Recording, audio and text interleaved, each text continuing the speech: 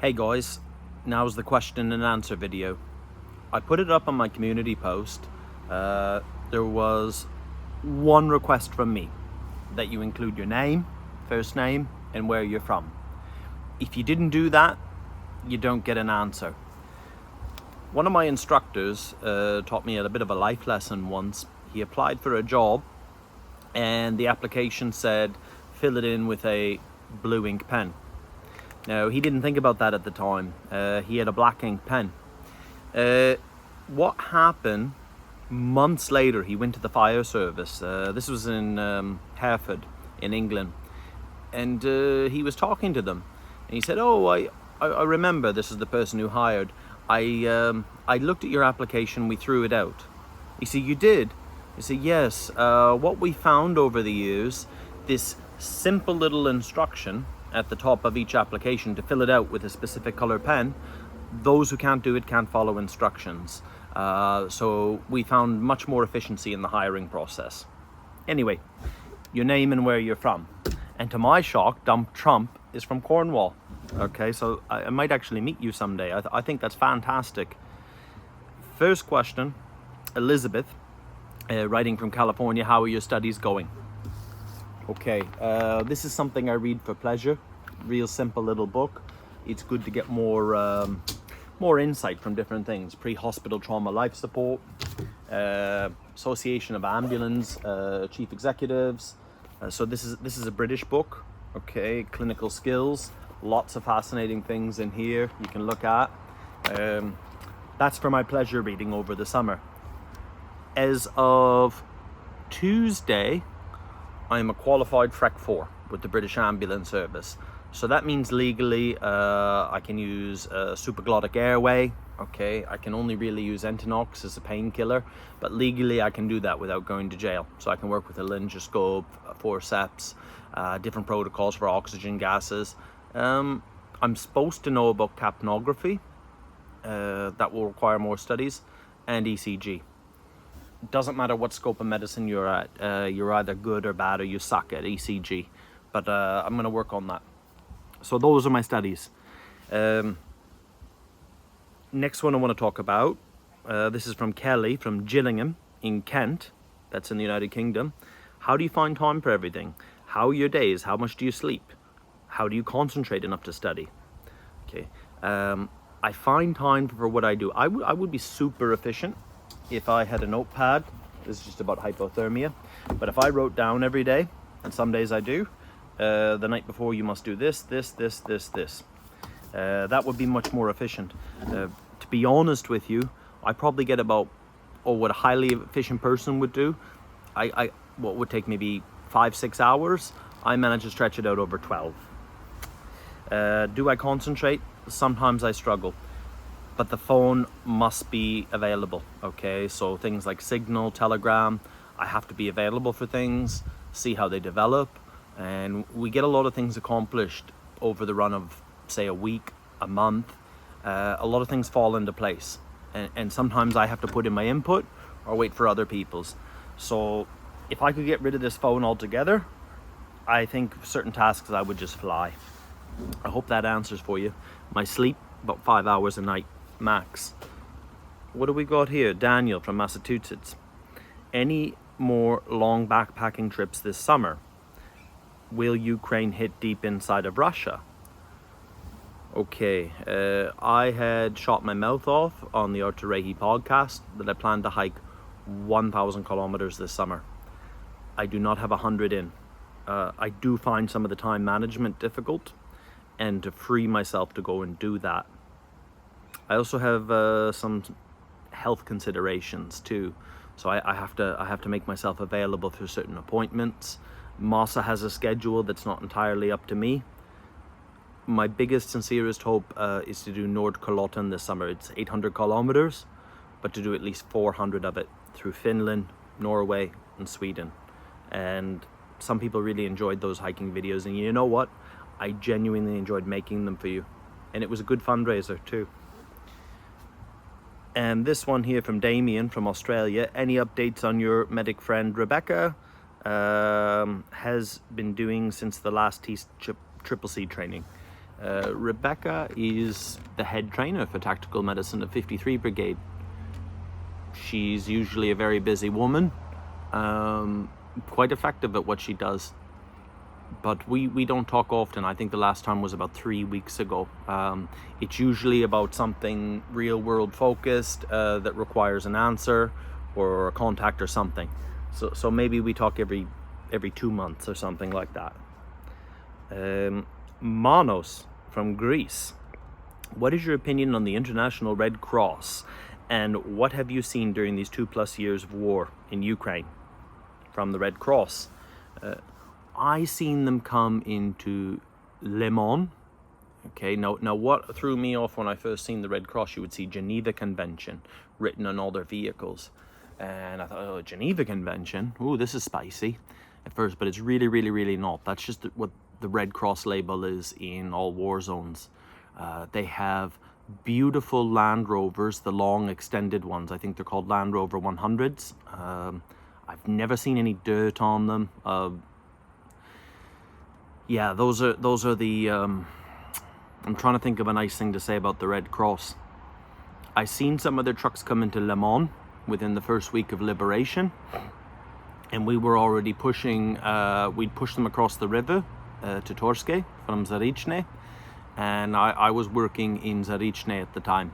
But coming into town, at the town hall, I seen in Le Mans about 5, 6, 7 of their trucks, okay, like 3.5, 5-ton trucks parked up. Many people were there, but they didn't actually hand out aid packages. I don't know what was going on with the civil administration. That's like the military civilian government, but I didn't see any aid coming to those actual people.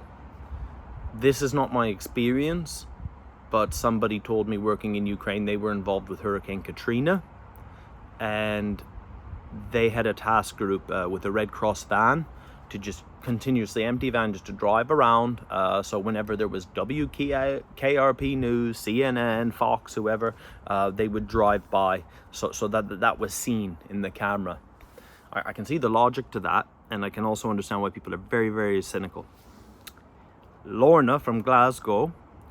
Does Masha prefer belly scratches or muzzle snuzzles? Okay, so Masha's not here, unfortunately. What she really likes is right from the bridge of her nose to the base of her face. She likes when I rub really fast like this, and she goes. That's the most easily accessible with Masha. When I'm sitting down like this doing work nowadays, could be 20 minutes, could be an hour, I'll get Masha come to me and she'll look at me and she was like, come on, I need some attention. That's easily accessible. She loves the muzzle snuzzles. Okay, so that's her favorite thing.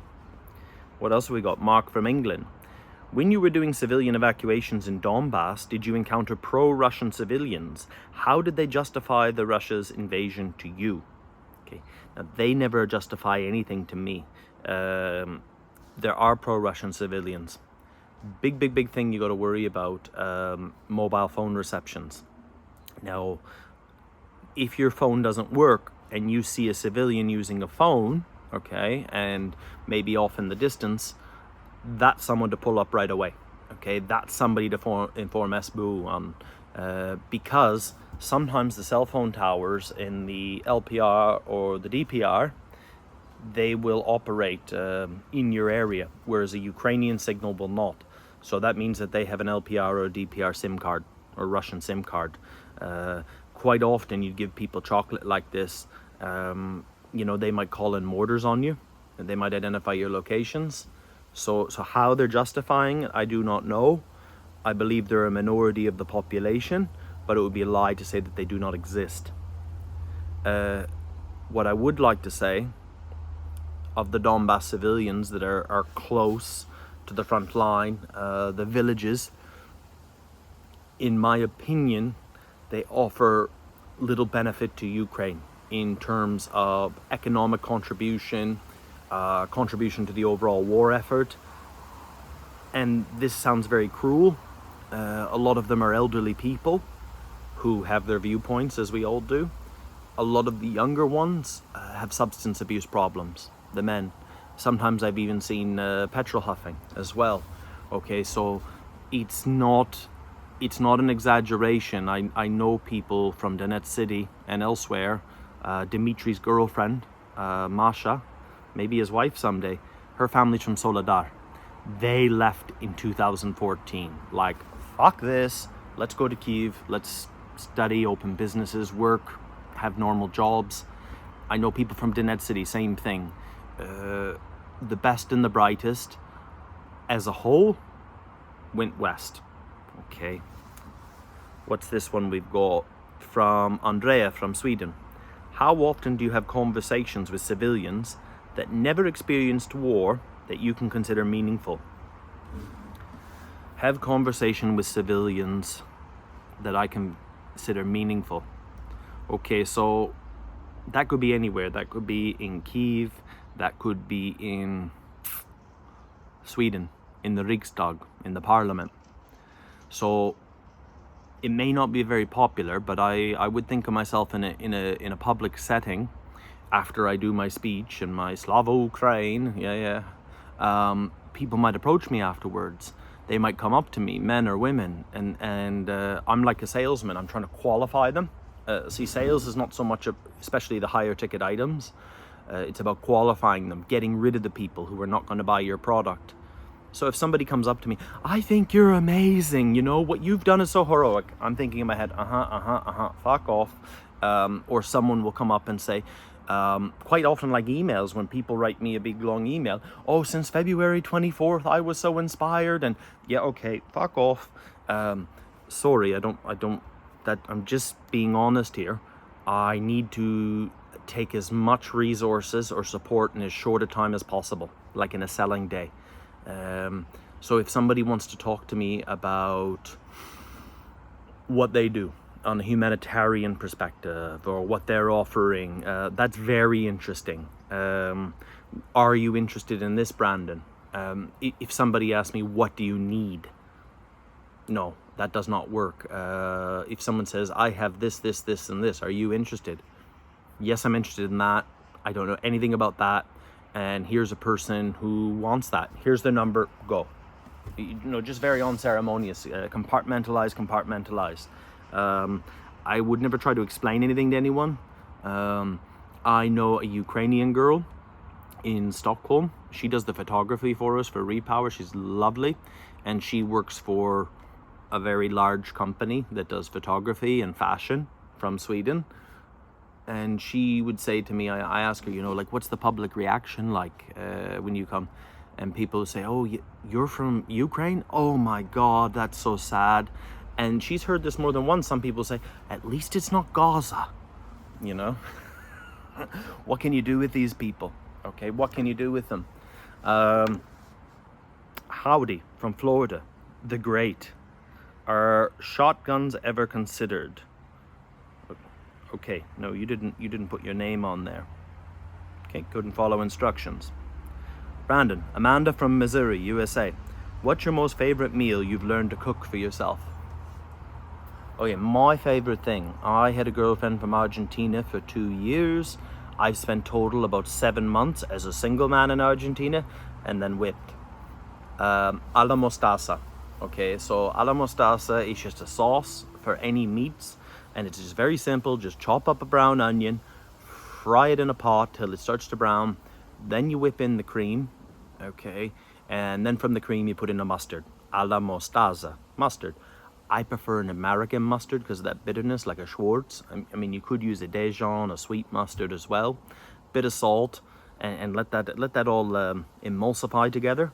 Let that be a lovely sauce, okay? Over your Hasselback potatoes. You could put it on mashed potatoes. I wouldn't. French fries, very nice with the scalloped potato as well. Yeah, that mostaza sauce, as simple as that is, that impresses everybody. They'll get the knickers off them. Oh, sorry, Amanda. Gail, so we've got Gail from the UK. How can we best ensure that all units in Ukraine are supported and equipped, and that they are not forgotten about, not just the ones with prominent social media? Is it by supporting people like you and Harley, who really know the situation and who needs what? So, Gail, I would say, yes, support me, support Harley. support people that you find on the internet that you feel comfortable with. Instagram is really the easiest way, and you have to do your homework.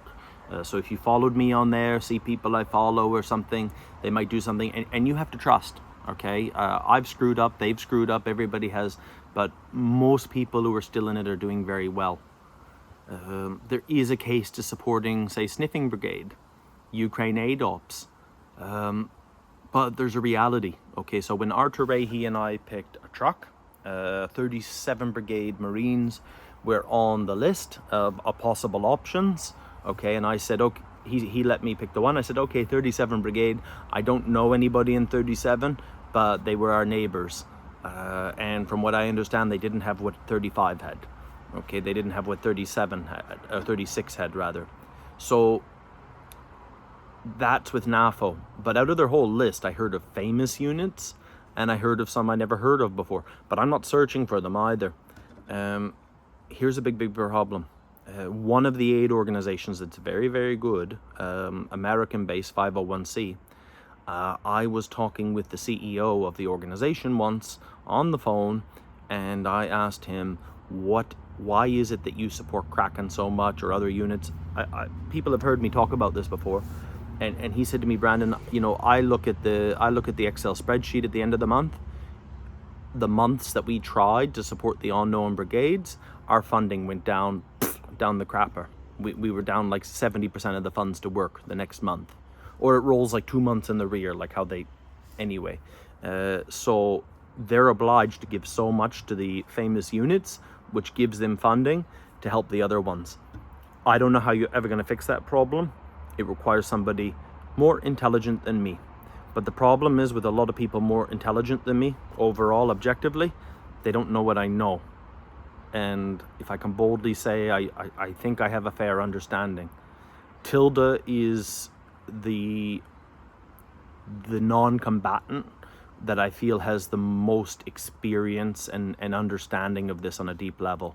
I wish there were more.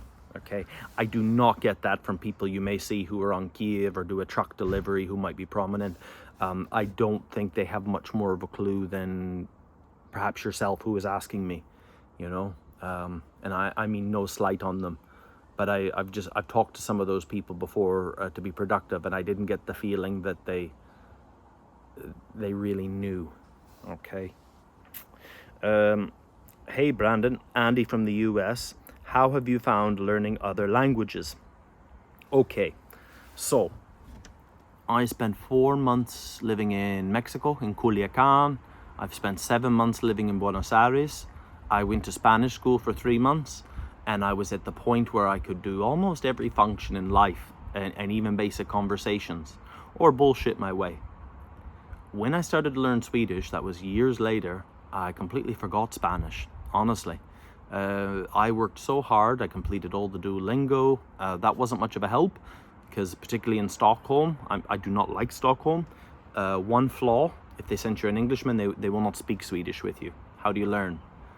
So when I went to school every day till I broke my shoulder, I went full-time after that, from part-time. In 14 months, I passed a Swedish job interview.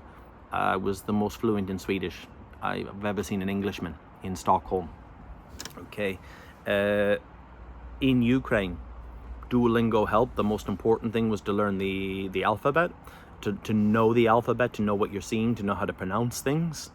Then you need help from someone like a Philip or a Nika, because every word in Ukrainian and Russian, okay, you can't stop denying this bullshit on the internet. A lot of people speak Russian in Ukraine, okay? You're watching me. There's a word, there's an emphasis on a vowel in every word, and then it goes down. So learning that takes time. But I probably know about 300 words, maybe, if I think. And I'm able to do my job with some humility. They have no other language, so they're willing to accommodate. And that's where you start to learn context and conversation. And there's even a few jokes I can do amongst them, situational jokes that really come across. Yeah, there's things I'll read right away that you have to know. Like if you're going to deal with internet things, if you hear the word zbir it means they're looking for money for some sort of project. Zbir means to gather. Okay, so it's like a 3, a B, an I, and a P, but it's not. Okay, so like that's something you'll see very common on Ukrainian accounts. My Swedish has digressed. I can only really talk to immigrants nowadays because ethnic Swedes, I'm out of practice. I'm working in English all the time, except for like daily things. I don't really engage in Swedish conversation anymore, and I can't watch TV without undertext subtitles. So Hanneke from the Netherlands, what is your favorite pastime as a child, and is it something you still do? A big form of escapism in my childhood was maps, globes, atlases, you know, like those coffee table atlas books. I get them every year, and it would give you vital statistics for the country. I used to look at maps and dream of the world everywhere. I think I've been to about, I don't know, maybe 40 countries or more. I've lived like for, say, 5-6 months plus in probably about 6 or 7, maybe 8, I don't know. I like looking at maps. I'm fascinated by maps. Maps. David from Italy, how are you feeling and doing? Today I'm feeling all right. I'm going on the Jake Bro podcast later on today with Philip Itter, a journalist, and Anders Puck Niels. Yeah, that's exciting. Yeah. Andrea Caputo from, where are you from? Oh, you're on a bus on your way to Kiev. This was 5 days ago. OPSEC. I want to join. Okay, so Andrea is probably Italian, because that's a man's name in Italy. I am writing to join the army. Do I go to a military commissariat? If not, please tell me where volunteers can show up. Google the Legion. Go on the Legion website. Go on their Instagram. If you write them a note, they will respond to you. As far as joining specific units, unless you have contacts, that could be very difficult. But you'll find in the Legion a unit that will accept you, or a brigade that does accept foreigners. Okay, I hate to say this, but people who came early in the war in the Wild West and stuck it out, they do have somewhat special privilege. Okay, it was just a different time then. So Laura from British Columbia, how do you apply to be a talent scout for your gigolo agency? Listen, the gigolo thing, a lot of people keep hearing this. A zhiguli, a lada, everyone says a lada, but a zhiguli, you would say in Ukraine, is the most common squared lada. And we found one halfway hanging out of a building, like a wall, just almost a single wall and a pile of rubble. And Pasha said zhiguli, and I thought he said gigolo. That's how it started. There's a lot of sexy babushkas on the internet, you know, who really like these Ukrainian boys. I don't know where we're going to go with this, but I think it's got wings, green cards. I think there's a genuine possibility. Okay. Victor from Värmland, that's in Sweden. What is your favorite pizza? In Ukraine, somewhere in Donbass, probably right now about 25 kilometers from the nearest Russian, is easily one of the top 10 pizzas I've ever had in my life.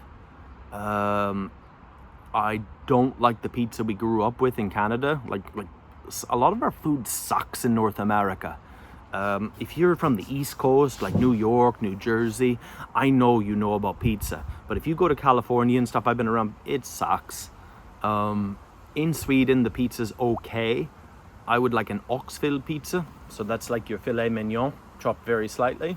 And an oxfil pizza would have béarnaise sauce. And you just throw it on all over the place. That might sound disgusting to some people, but Swedes load up on this shit, béarnaise sauce.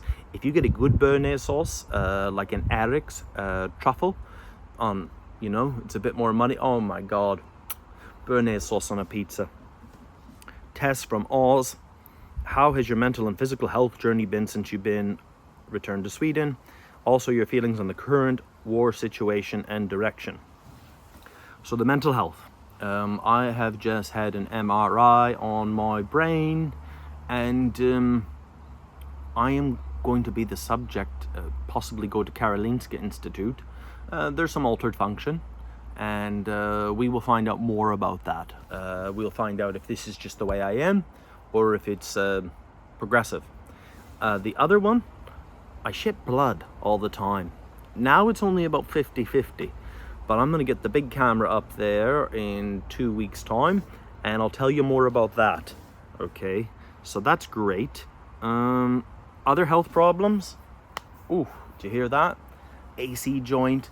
I might look into that in Ukraine, get an AC joint surgery, because I've had one here. Here they want you to go to rehab, and the rehab is, okay, in Ukraine, I could potentially have all that done for about $500, okay? So, a bit of medical tourism. Sherry from Delaware. Oh, sorry, forgot to answer this. Feelings about directions of the war. I would like to see Ukraine in a stronger defensive position. I would like to see defenses fortified. If necessary, we do tactical retreats. I know about assaults. I have personally participated in 3 assaults, and they are bloody. They are fucking bloody. And I can quite confidently say I have seen more trauma in my short time than any civilian paramedic, and possibly many of the people from the Great War on Terror. I don't think it's worth it. I am now subscribing. When I say we are losing the war and people flip out at me, we are not winning, okay? And you can unsubscribe to me, you can get all butthurt and I don't like what you said, or you don't like that other YouTuber. Yeah, but now I've kind of come to the conclusion I like the Jake Bro approach, and I'm a little bit more graphic than him.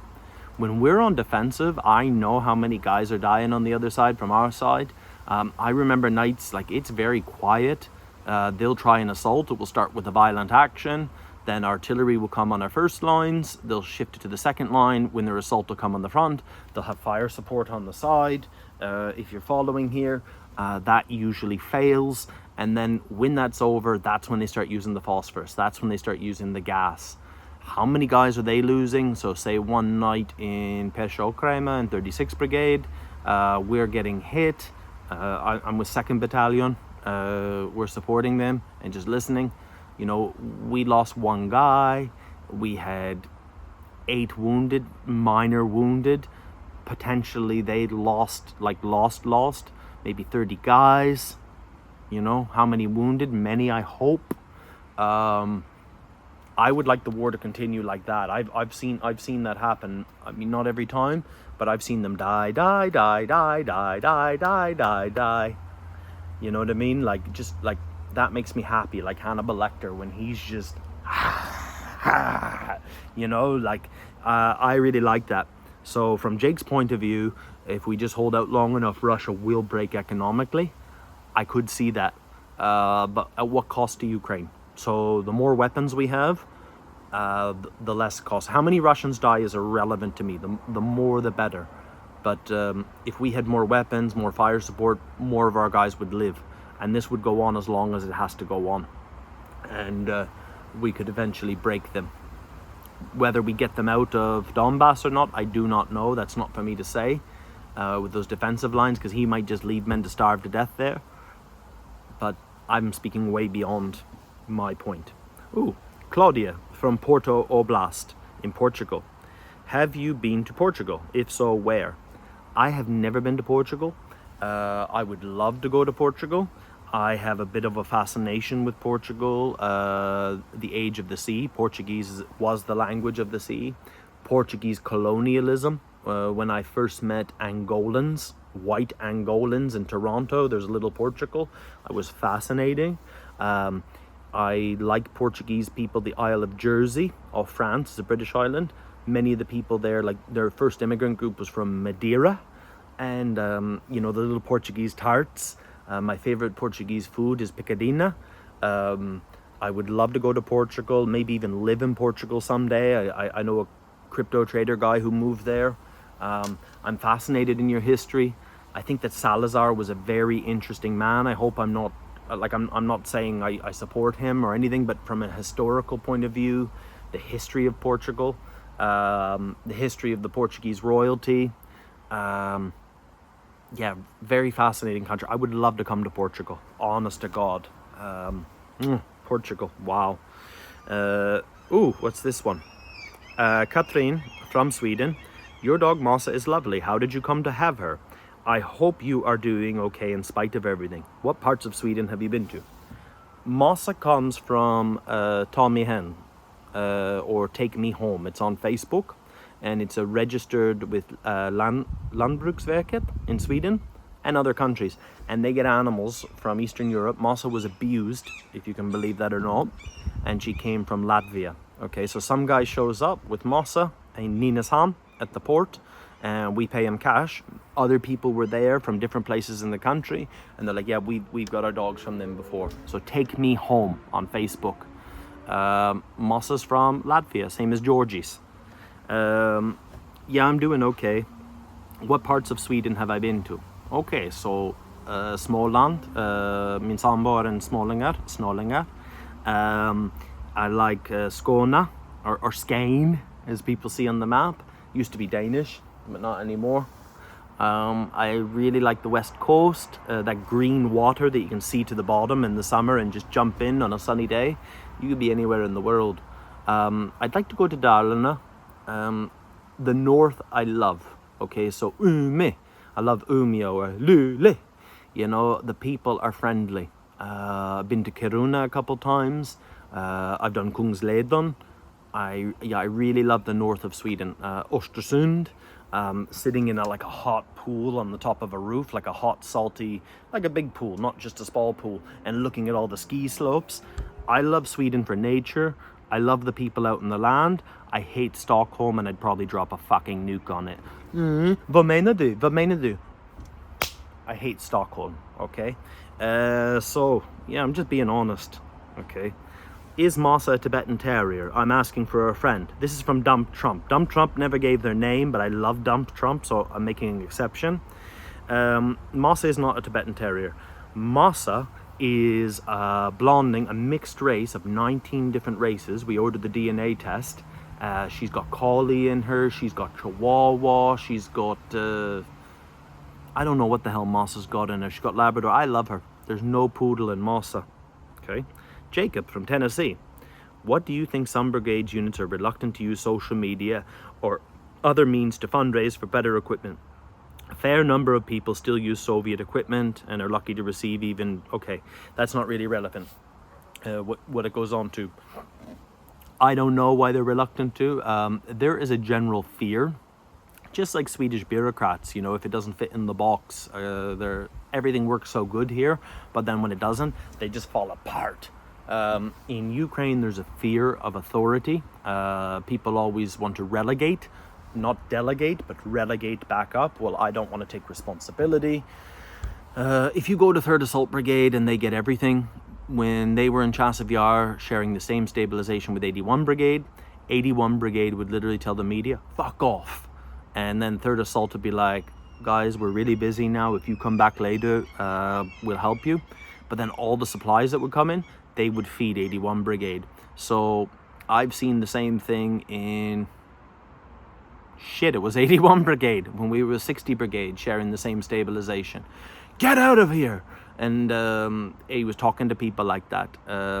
All the volunteer battalions, before they formalized, this was a real problem. So Hospitalieri has never formalized into the armed forces of Ukraine. They were rejecting help when they needed it because there was a scandal with, I don't remember who, but they brought Russian journalists into Le Mans to the stabilization, and that went all over Russia, this and that. So everybody from Podemsha to base UA, like these people have history from way back when. They were banned for a while from working everywhere. There was a big controversy. Nobody would know what happened. Then some of the brigade commanders wrote, particularly about Hospitalieri, it says we will not survive without them. So that went away. Okay, because I have a paper for every brigade I work. It's like you're authorized from this date to this date, and then whatever happens to you, it's covered, baby. Yeah, if you don't have social media, I don't know how to deal with that. I really don't know, because there's so many people like yourself who want to help, but it's like, who do you help? You know, it ain't the fucking Red Cross. Baron from New Zealand. Solidar Evacs. The bust on the statue. I don't know the name, and I've looked a bit into this, but he was a man from the 50s who had to do with agricultural policy. Agricultural policy. How exciting is that?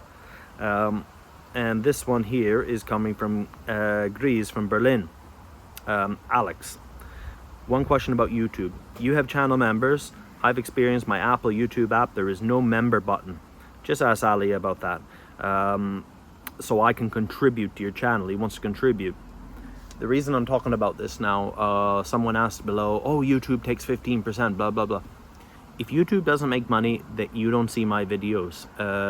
That's the only thing I'm interested in. So if you have a membership, I would be happy for you to keep your membership, and YouTube takes their 15, takes their 30%, but YouTube's making money. You know, if you go on Jake Bro's community post right now, it's like a big nightmare for him. It's like, my video, I've tried everything to make it monetized, but they've demonetized it. YouTube's his income. So it's green, yellow, and red. Red is a video that usually you're using music that you're not licensed to. So what happens, somebody will steal, they'll get the royalties out of it, or they get to observe your analytics. Sometimes I should just leave that in there. Yellow is there something graphic, because when I became monetized, I have to pick like, it's like 5 pages. What kind of things do I want to be associated with? You know, like when you do those like 100-question dating profiles and then they match you with someone, you know, that's what it's like when you become monetized on YouTube. And for the companies that are paying for advertising, it's even more extensive. So I could never make a request to YouTube that I don't want to be associated with this type of sneakers or this kind of sex toy or whatever. But the paid advertisers, they could actually say, I don't want my video on Brandon. So if you're a channel member, I don't want everyone to become one. Just do whatever the hell you want. That keeps me in the game, because half my videos are yellow monetized just because I show you real shit. So I wanted to talk about that. Tina, she's from Manchester. A lot of questions here. What is the procedure for training for burn casualties on stabilizations? So a burn, you're going to lose a lot of heat through a burn. You want to keep that wrapped. You can wrap it in plastic as well. Infections, you're very susceptible to infections. If you have a burn gel, you want to get that on there, you want to wrap that, and you want to get them to further point of care. That's and a stabilization too. There's really not much you're going to do for burns. Suck. Painkillers interfere with pulseless electrical activities. Out of my scope. Do all stab points have the same access to equipment? You're really taking the piss here, Tina. A lot of questions. No, we don't have the same access to equipment. Oxygen is there, it's not there. It depends on the power you have. So if you don't have enough kilowatts to run certain things, you're not going to run them, okay? Is it safe to keep your mobile phone on or near the 0 point? Yes and no. I can make a whole video about phones in the war, and I want to talk to Anders Puck Nielsen about that, because he's just done a video recently about phones in the war with an expert. I'm not saying that to be, but there's things, I found that very interesting, but I could probably fill in 20 minutes of that hour. Last one. What is your favorite donut, and where is your favorite place to be and why? So my favorite donut came from Tim Hortons in Canada. I don't like their coffee, sorry Canada, but it was called a honey cruller. Okay, it's very Moorish. If you ate 3 or 4, which I have many times, I've had food issues my whole life, you make yourself sick, but fuck me. A question for Masha. No, you've had enough, Tina. Sean from Portland. I'm going to be volunteering in Ukraine soon. How much money do you usually convert to UA per month for your personal use in Ukraine? I've heard that some places don't allow cards and I can't seem to keep concrete. Okay, so if you get a Ukrainian bank account, Privat might be the one. You can do card-to-card transfers to people. Works like Swish does for the Swedes. Other people, I'm sure, let's just instant transfer from account to account. But a Ukrainian cannot send money to you. Okay, so you can deposit money into that account. You can give money to other Ukrainians, but nobody can send card to card for you. It's very Ukrainian. Welcome to Ukraine. What can you do for us? You can go to an Obim. You'll see that sign if you read your Cyrillic. and that is like a money transfer place. The currency is pegged to the US dollar, and it's frozen at 36 hryvnia, I believe. Some of those money exchange places, if you bring US dollars cash or euros, they will give you a much better rate. It used to be as high as like 45 hryvnia. Now I think that's sinking down, and they're making more capital restrictions. So for example, when I try to get money to Dimitri another way, I can't send him Ukraine. You get a Ukraine bank account, okay, if you can. You might have to have somebody, okay? I can't tell you more about that. You're going to get a euro card, you're going to get a dollar card, you're going to get a hryvnia card. But there's more and more capital restrictions to prevent capital flight out of Ukraine. And just like everywhere in Europe, they're using money laundering laws, which is really bullshit. Just like it's more Big Brother stuff. But they have a real genuine fear of capital flight. Bring cash with you, like 100,000 hryvnia. So it's probably going to cost you about $3,000. That's going to go a long way in Ukraine. It's going to go a long way. Petty crime is virtually non-existent there compared to other countries. So you can feel quite safe in Ukraine. How much money do you need a month? Depends what you're doing. Okay, depends what you're doing. If you're doing like Brandon stuff, you need a lot of money. You need to pay for your fuel, you need to pay for someone else's fuel, and then you probably got like your sugar daddy and God knows how many people keeping their cars on the road. And that's just like the daily expenses in Ukraine. Okay, like shit happens. Never mind like the higher ticket stuff. That's my stuff, not your stuff. But you're going to find that if you're going to Ukraine, you're going to find good people that you want to help, Sean, and you really have to take care of yourself first. Like make sure you have everything, but it's going to be a natural thing. There's going to be people you're going to gel with, and you're going to enable them to do whatever good that you can do together. So you're going to end up with people on your payroll to one degree or another. I see that on other channels. I see this American man who comes to Ukraine sometimes, and there's this guy with him, he would probably be like a linchpin, because I would think that guy would be quite useless as I would be useless without all the people I know, so you're gonna get a family really fast. So you want to come over there cashed up. Those are all the questions. If you did not put your name, if you did not put roughly where you're from, like a city would be nice. I won't do this. There was even someone that asked me about my sexuality and things like that. I would have gladly answered anything. If you do want to know about my sexuality, scroll back on a video called Stacking Bodies Gave Me a Sense of Purpose. Just the reason I mention that, I don't take issue with it. I will never be blackmailed. Okay, there's things I don't tell you the truth because it's irresponsible, it affects other people, but I won't lie. Okay, so I don't have to be that smart because I don't have to be so calculated. If everything's based on the truth, you could never blackmail me, and that's really, really cool. But yeah, boobies.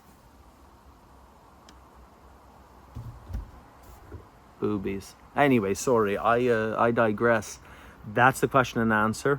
I will say, if anyone's still watching at this point, I did not want to make this like a members only. We've talked about that as I've offered the different members tiers.